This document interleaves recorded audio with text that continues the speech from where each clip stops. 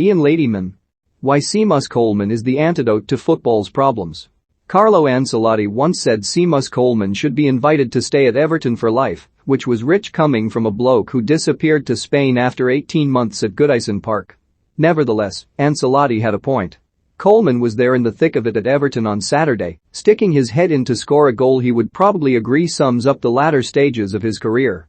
Dogged, determined, a bit ugly but important nevertheless. The Irishman is 33 now. 5 years ago he broke his leg terribly. Everton have since spent a lot of money on players, some of them defenders. Coleman should not really still be in the team. Last year, under Ancelotti, he started only half of Everton's Premier League games. But players like Coleman are often the kind to hang around because they know that experience, consistency and professionalism is still needed at the heart of every dressing room. That may sound like faint praise, but isn't. Liverpool have those qualities in James Milner, while Manchester City have them in Fernandinho. Take these players out of a group and it weakens. Premier League squads can be disparate in terms of age and especially nationality. So they need holding together by what the great Liverpool servant Troy Evans used to call glue players. Coleman is Everton's glue player at a time they really need one. I was fortunate to sit with Coleman for an hour 5.5 years ago, and the things he said probably resonate even louder today than they did then.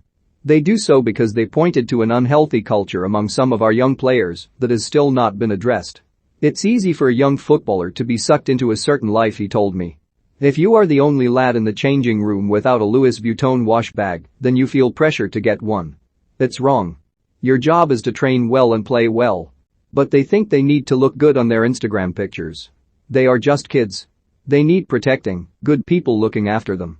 They were nice words that made a nice headline, but Coleman actually meant them. Having spent a lonely few weeks on his own in a hotel room when first arriving at Everton as an immature 20-year-old in 2009, Coleman has never forgotten what it felt like. So, as he grew older and wiser and began to appreciate his role as a senior player, he invited young team mates to his flat for dinner with himself and wife Rachel. It is these things that go unseen at a football club, these things that can make the important marginal differences. It is not that difficult to guess what someone like Coleman will have thought, as some high-profile players passed in and out of his football club in recent years. It is hard to imagine he will not now find some kind of kindred spirit in current manager Frank Lampard. Lampard was blessed with more natural ability than Coleman, but also knows what a winning dressing room should feel and sound like. He will be able to look players in the eye and know instinctively how many reliable ones he sees staring back. Coleman is not finished playing yet. He has a contract until the end of next season. But even he cannot go on forever. He told this newspaper 3 years ago he would like to manage, and his club should listen to that. At the very least, a role should be made for him going forward. Ancelotti was right, Coleman should be invited to stick around at Everton.